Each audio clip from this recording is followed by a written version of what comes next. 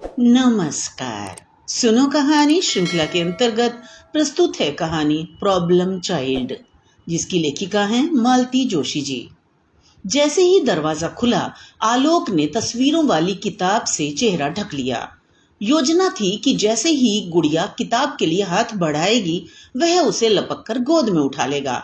अपनी रानी बिटिया को देखे हुए पूरे 8 दिन हो गए थे। अब एक एक क्षण उसे भारी पड़ रहा था। लेकिन दरवाजा गुड़िया ने नहीं, उसकी माँ ने खोला। यह तो उसे पहले ही समझ लेना चाहिए था। गुड़िया भला इतनी देर लगाती है?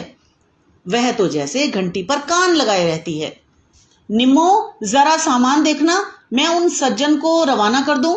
आलोक ने अपना बैग पकड़ाते हुए कहा। लेकिन वह जब ऑटो के पैसे देकर वापस आया, तब भी सूटकेस और बैग वहीं दरवाजे में पड़े हुए थे।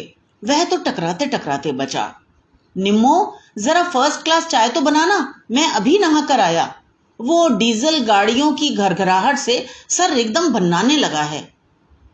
कहते हुए आलोक ने अपना कोट उतार कर निरुपमा के कंधे पर टांगा और बाथरूम में घुस गया। नहा कर वह तौलिया लपेटे ही बाहर निकला। जानता था कपड़े तो बिस्तर पर रखे ही मिलेंगे, पर बेडरूम में पहुंचकर निराशा ही हाथ लगी। निम्मो, मेरे कपड़े! वह चिल्लाया। रैक पर रखे हैं, किचन से आवाज आई। और कुर्ता पाजामा कहाँ है? अलमारी में देख लो ना, चिल्ला क्यों रहे हो? मुझे चाय भी तो बनानी है। उसका मन खट्टा हो गया। 8 दिन के उबाऊ टूर के बाद यह स्वागत हो रहा है। बिटिया तो घर से नदारद ही है। उसकी माँ भी कोई खास तवज्जो नहीं दे रही है, और इन्हीं लोगों के लिए वह खटता रहता है, जंगलों की खाक छानता फिरता है। चाय वहीं बेडरूम में ही आ गई, साथ में नाश्ता भी था। पर निरुपमा का मुंह ही सूजा हुआ था। क्या बात है निम्मो? उसने कप उठाते हुए पूछा। क्या थका हारा पति एक मुस्कान का भी हकदार नहीं है? तुम थके हारे हो तो क्या मैं यहाँ फूलों की सेज पर लेटी हुई थी? कोफ्त हो आई उसे। अजीब औरत है, जब देखो पारा चढ़ा ही रहता है। सीधे मुंह बात करना तो जैसे जानती ही नहीं। और वह साहबजादी, उसका तो पैर ही घर में नहीं टिकता है, बस मटर गश्ती करती रहती है। वह तो यात्रा के दौरान भी उसे नहीं भूलता। जहां जो चीज अच्छी लगती है ले लेता है। पर इन महारानी जी को बाप की परवाह भी है, बस खेलने से ही फुर्सत नहीं है। चाय से निबटकर उसने 8 दिन के अखबारों का गट्ठर उठाया और सोफे पर पसरते हुए पूछा, वो लक्ष्मी जी कहाँ हैं? कौन? वही तुम्हारी कन्या। गई होगी कहीं, उसका क्या एक ठिकाना है? उसके चाहे जितने भी ठौर ठिकाने हो, तुम्हें मालूम तो होने चाहिए। आखिर माँ हो तुम उसकी। हाँ, मैं माँ हूं, इसलिए मुझे ही सब खोज खबर रखनी चाहिए। तुम्हारा कोई कर्तव्य नहीं है। पढ़ाई करवाऊं तो मैं, तैयार करूं तो मैं, स्कूल छोड़ने जाऊं तो मैं। तो तुम्हारा मतलब है अब मैं नौकरी छोड़कर बेबी सिटिंग शुरू कर दूं? अजीब अहमक हो। हाँ हाँ, मैं तो हूं ही बुरी। तुम इसी तरह मुझे हमेशा जलील करते रहते हो, तभी तो वह मुझे घास नहीं डालती। एक बात नहीं सुनती है मेरी। कुछ कहने जाओ तो ये देखो। और निरुपमा ने अपना हाथ उसके आगे कर दिया। आलोक ने देखा, कलाई पर दांतों के गोल गोल निशान थे। खून रिस रिस कर उन पर जम गया था। ये क्या हुआ? काटा है तुम्हारी लाडली ने। क्या बात करती हो? तो क्या मैं झूठ बोल रही हूं? निरुपमा ने कहा, और इतनी देर से बंधी हुई रुलाई एकदम फूट पड़ी। आश्चर्य में डूबा आलोक उसका माथा सहलाता रहा। सिसकियों के बीच में उसने बताया कि इस बार टर्मिनल में गुड़िया बहुत पीछे रह गई है। रिपोर्ट बुक पर गंदे रिमार्क आए हैं, इसलिए जरा सा डांट दिया तो बस। और निरुपमा फिर सिसकने लगी। दर्द शायद इस अप्रत्याशित अपमान का ही ज्यादा था। गुड़िया ने भी तो कमाल कर दिया। तभी महारानी जी मुंह छिपाकर दुबक गई हैं। इस पर कुछ लगाया? निरुपमा ने न में सिर हिला दिया। कमाल करती हो, कम से कम डेटॉल से धो तो लिया होता।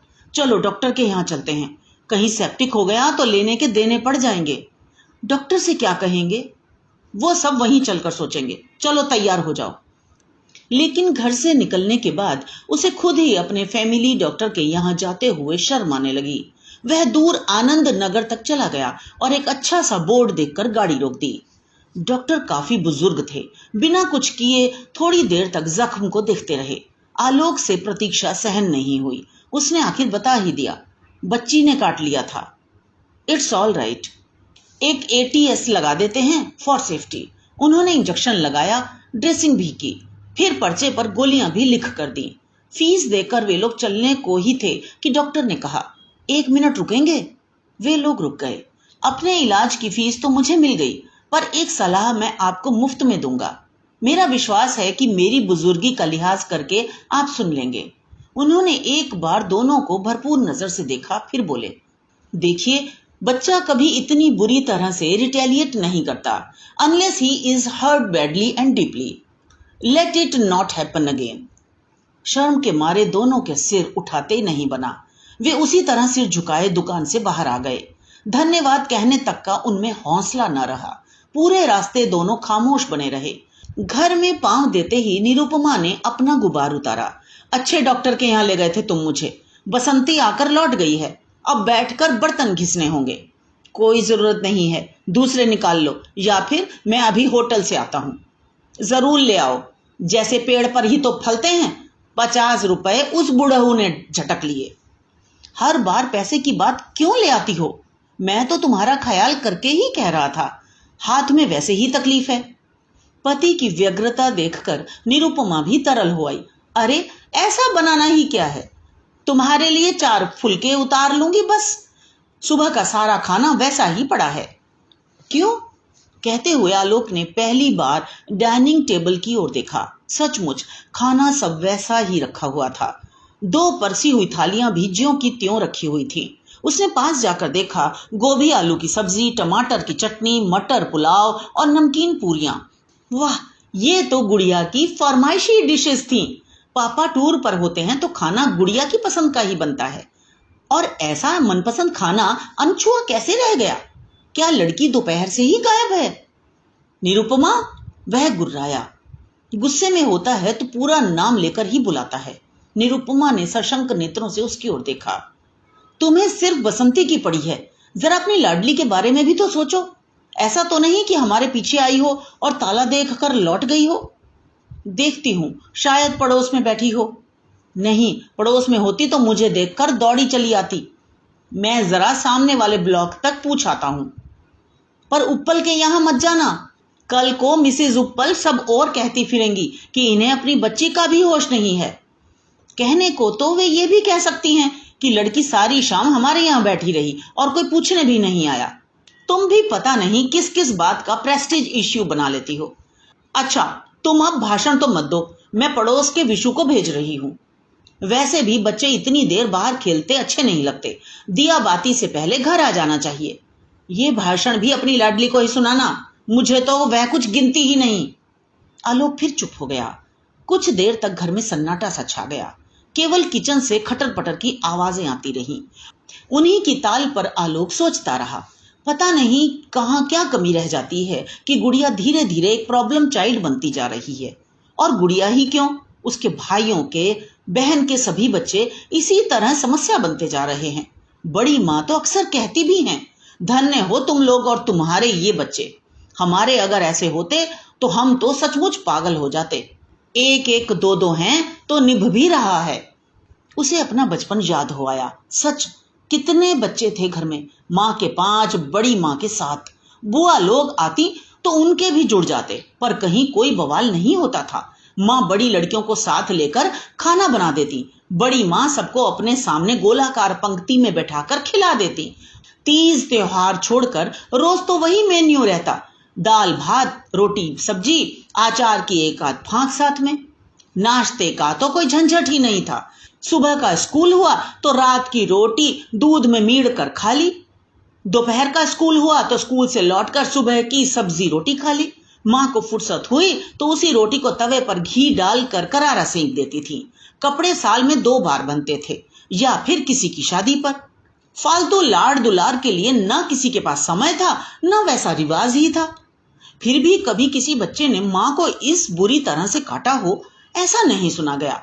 काटना तो बहुत दूर की बात है, बड़ों के सामने ऊंची आवाज में बोलने तक का ताव न था। अब तो इतनी सुख सुविधा है, इसके बावजूद भी सब कुछ जैसे उलट पुलट हो गया है। घड़ी ने 7 बजाए तो उसने आदत के अनुसार प्रादेशिक समाचारों के लिए रेडियो खोला, फिर तुरंत ही बंद कर दिया। एक बार टीवी लगाकर देखा पर मजा नहीं आया। वह उठकर चहलकदमी करने लगा। तभी एहसास हुआ कि घर में एकदम सन्नाटा है। अब तो किचन से भी आवाजें नहीं आ रही थी, पर हाँ, कहीं से दबी दबी सी सिसकियां सुनाई दे रही थी। उसने पर्दा हटाकर देखा।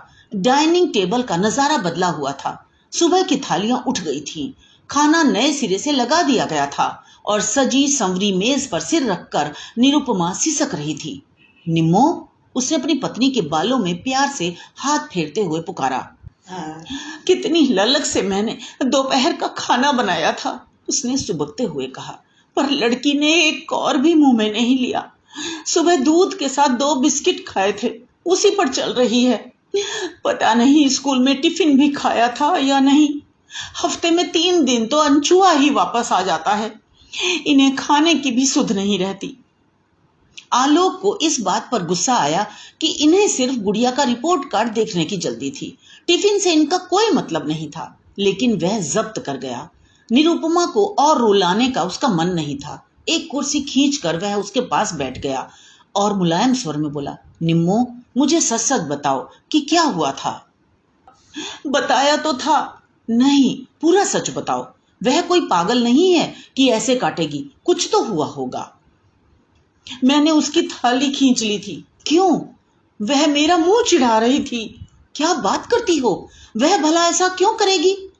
डांट दिया था ना मैंने। पर क्यों? उसका रिपोर्ट कार्ड देखो, तब पता चलेगा। तब तुम भी अपने को रोक नहीं पाओगे। पर यह काम खाने के बाद भी तो किया जा सकता था। खाने के बाद वह रुकती है घर में? 1 मिनट को तो उसका पांव घर में ठहरता नहीं है। स्कूल का काम ही मैं कैसे करवाती हूँ, यह बस मेरा भगवान ही जानता है। वह घर से इस तरह भागी भागी क्यों फिरती है, जानती हो? तुम्हारा 8वां पहर का टोकना उसे रास नहीं आता। चिढ़ जाती है वह। मुझे कोई शौक है चिल्लाने का? और कौन से माँ बाप हैं जो बच्चों को नहीं डांटते? कभी कभार घर में रहा करो तो पता चलेगा कि कितना सिर खपाना पड़ता है। तुम अपनी महत्वाकांक्षाओं में थोड़ी ढील दे दो तो सारी मुश्किलें आसान हो जाएंगी। पर यह बात कभी तुम्हारी समझ में आती ही नहीं है। भाई, बच्चा भी तो अपनी सामर्थ्य के अनुसार ही पढ़ेगा। बुद्धि कोई ऊपर से तो थोपी नहीं जाती। आखिर विद्या बुद्धि भी तो उसने हमसे ही विरासत में पाई है। तुम्हारी तो मैं नहीं जानता, पर मैं तो कभी टॉपर नहीं रहा। हमेशा 2nd डिवीजन में ही पास होता रहा हूं। लेकिन तुम्हें हमें इतना अच्छा स्कूल भी तो नहीं मिला। ना हमारे जमाने में ऐसे स्कूल थे, ना हमारे माँ बाप के पास इतना पैसा था। इनके भाग्य से सब जुट गया है तो इन्हें कद्र नहीं है। सच कहती हूं, हर महीने फीस जमा कराते हुए कलेजे में आग लग जाती है। लूटते हैं बस। महंगे स्कूल में पढ़ने की जिद उसने तो नहीं की थी निम्मो। यह तो हमारा हट था, हमारा शौक है। हमें जो नहीं मिला वह हम अपने बच्चे को देना चाहते हैं। अपनी अतृप्त आकांक्षाओं का बोझ हम बच्ची। अब तुमने फिर भाषणबाजी शुरू कर दी। अच्छा, रहने दो। पर सीधी सादी भाषा में एक बात कहूं, स्कूल कितना भी महंगा हो, क्लास के सब बच्चे तो फर्स्ट नहीं आ सकते। फर्स्ट तो एक ही आएगा। फर्स्ट ना सही, पर 35th, ये भी कोई रैंक होती है? छी, मुझे तो किसी को बताते हुए भी शर्म आएगी। तो तुम्हारा गुस्सा शायद इसीलिए है कि अब तुम्हें अपनी सहेलियों के सामने नीचा देखना पड़ेगा। उनकी तरह तुम डिंग नहीं हाँक सकोगी। जरूर तुमने कपूर के बॉबी का या मेहता की सुमन का जिक्र किया होगा, तभी तो वह इतना चिढ़ गई होगी। निरुपमा का चेहरा फिर तमतमाने लगा था। तभी दरवाजे की घंटी बजी। आलोक ने लपक कर दरवाजा खोला, पर अफसोस, सामने वाजपेयी जी की उर्मिला खड़ी थी। उसे देखकर ही याद आया कि आज बुधवार है और 8 बजने ही वाले हैं। नमस्ते भाई साहब। नमस्ते। आलोक ने बेमन से प्रति नमस्कार किया। आज आपको दरवाजा खोलना पड़ा? गुड़िया कहाँ है? पढ़ रही है क्या? सहेली के यहाँ बर्थडे पार्टी में गई है। आलोक अवाक रह गया। निरुपमा ने कितनी जल्दी और कितने सहज भाव से उत्तर गढ़ लिया था। काश यही सच होता। वैसे उर्मिला को सच झूठ से कोई सरोकार नहीं था। उसने तो मात्र औपचारिकता बरती थी। उसे तो चित्रहार से मतलब था। आंधी हो या तूफान, वह चित्रहार देखने जरूर आती है। शुक्रवार बुधवार उसका आना नियम सा हो गया था, पर इससे पहले कभी इतना अखरा नहीं था। टीवी पर विज्ञापन आने शुरू हो गए थे। आलोक के कान दरवाजे पर लग गए। कहीं भी खेलती रहे लड़की, विज्ञापन के समय उसका घर में आना निश्चित था। इसी विश्वास के बल पर वह इतनी देर से अपने को रोके हुए था। उसकी प्रतीक्षा करते हुए वह मन ही मन अपना पार्ट दोहरा रहा था। क्या करेगा वह? पहले डांटेगा या प्यार करेगा? पहली डांट रिजल्ट के लिए होगी या बदतमीजी के लिए? सजा के तौर पर वह खिलौने आज नहीं देगा। तस्वीरों वाली किताब तो वह देख ही लेगी सामने जो पड़ी है, या उसे भी छुपा देना ठीक होगा। खैर, यह सब तो बाद में सोचा जाएगा। सबसे पहले तो वह उसे जी भरकर विज्ञापन देखने देगा। लड़की जैसे जान छिड़कती है उस पर, उसकी तो जैसे समाधि लग जाती है, पलक नहीं झपकाती। स्कूल से उपहार स्वरूप मिली जुओं के निष्कासन के लिए निरुपमा को यह समय उपयुक्त लगता है। लड़की जगह से हिलती भी नहीं है। जैसे ही पहला गाना समाप्त हुआ, आलोक का धीरज जवाब दे गया। उसने स्कूटर की चाबी उठाई और चप्पल पहनकर बाहर आ गया। निरुपमा भी उसके पीछे भागी भागी आई। कहाँ जा रहे हो? कहीं तो जाना पड़ेगा। तुम्हारा विशु तो अभी तक कोई समाचार नहीं लाया। मैं देखती हूं जाकर कि वह गया भी था कहीं या नहीं। रहने दो, अब तो मैं जा रहा हूं। बस अब तुम घर बैठकर यही मनाओ कि वह कॉलोनी में ही किसी के घर बैठी हो। कहीं सड़क पर निकल गई होगी तो भगवान ही मालिक है। कैसा तो ट्रैफिक रहता है वहां। प्लीज। निरुपमा ने उसके मुंह पर हाथ रख दिया। अब कुछ उल्टा सीधा तो मत बोलो, दिमाग वैसे ही खराब हो रहा है। तुम्हारे दिमाग के बारे में तो अब मुझे भी कोई शक नहीं रह गया है।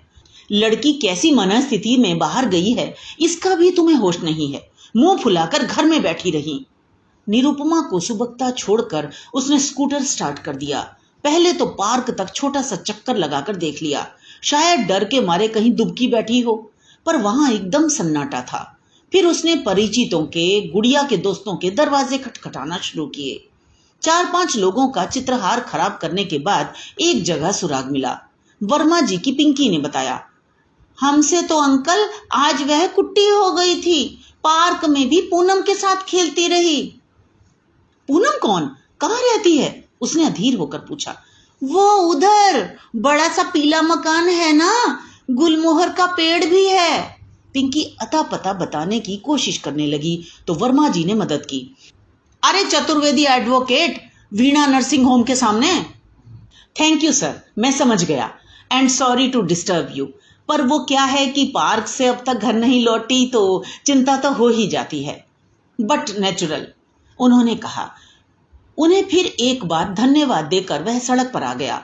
लोगों को धन्यवाद दे देकर और सॉरी टू डिस्टर्ब यू कहकर उसकी जबान दुखाई थी। अब चतुर्वेदी जी के यहाँ जाकर फिर वही सब दोहराना पड़ेगा। ईश्वर करे वह उसका अंतिम पड़ाव हो। अगर गुड़िया वहां भी नहीं हुई तो? उसे निरुपमा पर बहुत गुस्सा आ रहा था। कैसी अजीब परिस्थिति में डाल दिया है उसे। खुद तो घर बैठी बिसुर रही है, लोगों की सवालिया निगाहें झेलनी पड़ रही हैं आलोक को। चतुर्वेदी जी का घर ढूंढना मुश्किल नहीं था। आते जाते कई बार बोर्ड देखा था। उनके घर के सामने पहुंचकर उसने गहरी सांस भरी। अब तक जहां भी गया था वे जाने पहचाने चेहरे थे, पर नई जगह जाकर क्या कहेगा, कैसे अपना परिचय देगा? जी मैं गुड़िया का नहीं, गुड़िया कहने से तो वह नाराज होती है। बच्चे बाद में चिढ़ाते जो हैं। तो मैं कहूंगा कि मैं मोनिका का पिता हूं, आलोक शर्मा। दरअसल हमें अभी पता चला है कि आपकी बेबी के साथ मेरी बेटी पार्क में खेल रही थी। क्या वह उसके साथ यहाँ आई है? क्या आप बता सकते हैं वह कहाँ गई है? अपने संवादों की मन ही मन रिहर्सल करते हुए उसने धीरे से गेट खोला। इसके बाद उसे कुछ सोचना ही नहीं पड़ा। 2 नन्हे नन्हे हाथों ने उसे भींच लिया। उसने लपक कर उसे गोद में उठा लिया। गुड़िया ही थी वह। उसके स्कूटर की आवाज पहचान कर दौड़ी चली आई थी। उसने देखा वह स्कूल यूनिफॉर्म में ही थी। आलोक समझ गया, पहली झड़प तो इसी बात पर हुई होगी। स्कूल से लौटते हुए भूख से बेहाल हो जाती है लड़की। कपड़े बदलना, जूता बस्ता ठिकाने पर रखना, हाथ मुंह धोना, सब उसे पहाड़ सा लगने लगता है। पर निरुपमा कभी रियायत नहीं देती। फिर कभी कभी वह भी जिद पर आ जाती है। माँ की लड़की जो ठहरी। गुड़िया का इस तरह सामने आ जाना इतना अप्रत्याशित था कि राहत का एहसास करने में भी कुछ वक्त लगा। फिर तो जैसे खुशी का ज्वार उमड़ पड़ा। उसे बार बार चूमते हुए वह कहने लगा, कहाँ रह गई थी मेरी रानी? पता है मम्मी कितनी परेशान हो रही है। तुम्हें पता नहीं था कि आज पापा आने वाले हैं, और पापा को अगर अपनी गुड़िया न मिले तो कितना बुरा लगता है। चलो अब जल्दी घर चलो, मम्मी बेचारी रो रो कर हलकान हुई जा रही हैं। दादी माँ, मैं जाऊं? गुड़िया ने कहा तो उसे होश आया कि वह दूसरों के दरवाजे पर खड़ा है और शिष्टाचार भी कोई चीज होती है। उसने देखा एक बुजुर्ग सी महिला दरवाजे पर खड़ी थी। अगल बगल दो नन्हे भाई बहन भी थे जो कौतूहल से आलोक को देख रहे थे। पूनम, ये मेरे पापा हैं, गुड़िया ने हुलस कर कहा। अच्छा हुआ बेटा जो तुम आ गए। बच्चों की दादी अब नीचे उतर आई थी। मैं तो परेशान हो रही थी कि इसे घर कैसे भिजवाऊं। मुझे तो रात में ठीक से नजर भी नहीं आता। बहू और बेटा दोनों एक शादी में गए हैं, उन्हीं का इंतजार कर रही थी। अब इतनी बुजुर्ग महिला को वह धन्यवाद भी क्या दे। विनम्र स्वर में बोला, मैं बहुत शर्मिंदा हूँ। दरअसल आंटी, हमें पता ही नहीं था कि यह यहाँ होगी। हम तो पास पड़ोस में ही ढूंढ रहे थे। वो तो अभी किसी ने बताया तो मालूम हुआ। इसने आपको तंग तो नहीं किया? अरे नहीं, यह तो बड़ी प्यारी बच्ची है। बस तीनों मिलकर मजे से कहानी सुनते रहे। वाह, फिर तो गुड़िया को खूब मजा आया होगा। अच्छा बेटे, अब दादी माँ को प्रणाम करो, अपने दोस्तों को टाटा करो। पूनम बेटे, भैया को लेकर कभी हमारे यहाँ भी आना।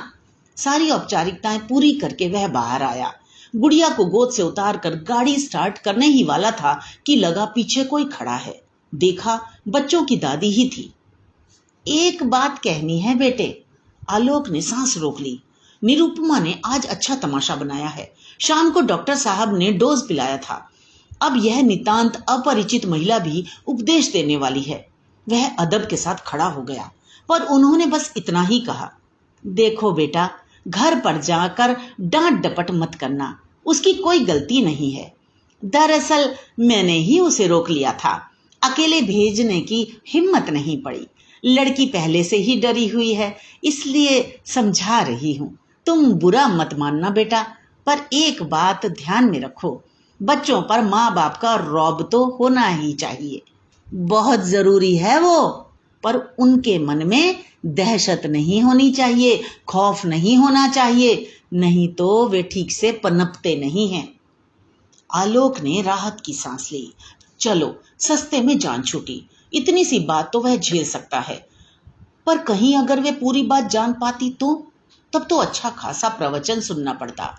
हेडलाइट की रोशनी में उसने दूर से ही देख लिया था, निरुपमा बरामदे की सीढ़ियों पर बैठी हुई थी। उन लोगों के पहुंचते ही वह दौड़ी चली आई। गुड़िया को उठाकर उसने छाती में भींच लिया, उस पर चुंबनों की बौछार कर दी। साथ में वह रोती भी जा रही थी। कहाँ रह गई थी मेरी बच्ची तू? मम्मी को कितना इंतजार करवाया, मम्मी से रूठ कर गई थी तू। ऐसे भी रूठता है कोई? मम्मी कितना रोई है पता है? गुड़िया बड़े मजे से माँ की गलभइयों में प्यार की उस फुहार में भीग रही थी। उसी समय पास पड़ोस के घरों से संगीत की परिचित धुन सुनाई दी। शायद दूरदर्शन पर समाचार समाप्त हो गए थे। गुड़िया माँ की गोद से सर से नीचे उतरी और तीर की तरह भीतर चली गई। ओ माँ! निरुपमा ने जोर से सिसकारी भरी। उतरने की हड़बड़ी में गुड़िया ने शायद उसका जख्मी हाथ दुखा दिया था। देखा कैसी दुष्ट है, यहाँ तो हम रो रो कर बेहाल हुए जा रहे हैं और उसे टीवी की पड़ी है। टेक इट इजी डार्लिंग, आलोक ने उसकी पीठ थपथपाकर कहा। सच तो यह था कि वह बेहद थक गया था। अब और नाटक झेलने की ताकत उसमें नहीं थी। गुड़िया टीवी के सामने आसन लगाकर बैठ गई थी। ट्यूबलाइट के उजले प्रकाश में निरुपमा ने देखा तो चीख उठी, हाय मैं मर जाऊं, तू क्या ऐसी भूतनी सी चतुर्वेदियों के यहाँ गई थी? तुम्हें किसने बताया? आलोक ने पूछा। वर्मा जी का सुनील आया था, कह रहा था पापा ने भेजा है ताकि आप फिक्र ना करें। It was very thoughtful of him, पर इसे तो देखो। रिलैक्स निम्मो, चतुर्वेदी जी कोई तोप नहीं है, उनके भी बच्चे हैं, वे भी यूनिफॉर्म पहनते हैं। और सबसे बड़ी बात यह कि मिसेस चतुर्वेदी घर पर नहीं थी, इसलिए तुम्हें डरने की जरूरत नहीं है। बस तुम फटाफट खाना लगाओ, भूख से दम निकला जा रहा है। बस अभी गर्म करके ला रही हूं, तब तक इससे कहो कपड़े बदल ले। बदल लेगी भाई, और एक दिन नहीं भी बदले गए तो कोई आसमान नहीं टूट जाएगा। गुड़िया रानी, विज्ञापन खत्म होते ही तुम उठोगी और वॉश बेसिन पर जाओगी। कपड़े नहीं बदलोगी तो चलेगा, पर हाथ तो धोने पड़ेंगे। गंदे हाथों से कोई खाना थोड़े ही खाता है। पापा, मैं खाना नहीं खाऊंगी। क्यों बेटा, इस तरह भी रूठता है कोई? मैंने है ना पूनम के यहाँ खा लिया था। क्या? निरुपमा इतनी जोर से चीखी कि लड़की बेचारी सहम गई। रुआंसे स्वर में बोली, मैंने तो मना किया था, पर दादी बोली बड़ों का कहना मानते हैं, जिद नहीं करते, फिर मैंने खा लिया। बेचारी बड़ों का कहना न मानती तो क्या करती? भूख से आंतें कुलबुला रही होंगी। आलोक का जी भराया, पर निरुपमा ने तो जैसे तूफान मचा रखा था। यहाँ हम सुबह से हलकान हो रहे हैं, अन्न का एक दाना तक मुंह में नहीं दिया, तब से बैठे बस भगवान को मना रहे हैं, और इस महारानी को देखो। अब बस भी करो। आलोक जोर से गुर्राया, तब जाकर उसका भुनभुनाना बंद हुआ। उसने खा लिया तो ठीक है, पर अब मेरे पेट में भी तो कुछ डालो। तुम तो ऐसे कह रहे हो जैसे मैं 56 भोग खाकर बैठी हूं। आलोक ने उत्तर नहीं दिया। अब किस किस बात का जवाब दे वह? खाना खाते समय भी वह चुप ही था। 4-5 कौर चुपचाप निगलने के बाद एकाएक निरुपमा बोली, सुनो, सुनाओ। उसने सचमुच खा तो लिया होगा ना? बच्चे झूठ नहीं बोलते। नहीं, मेरा मतलब है वहां पता नहीं कैसा खाना मिला हो। देखो निरुपमा, उनके यहाँ भी बच्चे हैं और इसी एज ग्रुप के हैं, इसलिए खाना भी बच्चों के लायक ही बना होगा। भूखी होती तो अपने साथ खा ना लेती। खैर, भूखी क्यों रहेगी, वहां तो खा ही लिया होगा। वहां नखरे उठाने वाला था ही कौन? यहाँ तो मम्मी बैठी है ना, मम्मी को तंग करने की तो उसने जैसे कसम खा रखी है। निम्मो, तुम भी कमाल की चीज हो। भगवान ने तुम्हें बड़ी फुर्सत में बनाया है। क्या हुआ? सोचता हूं तुम पर एक थीसिस लिख डालूं।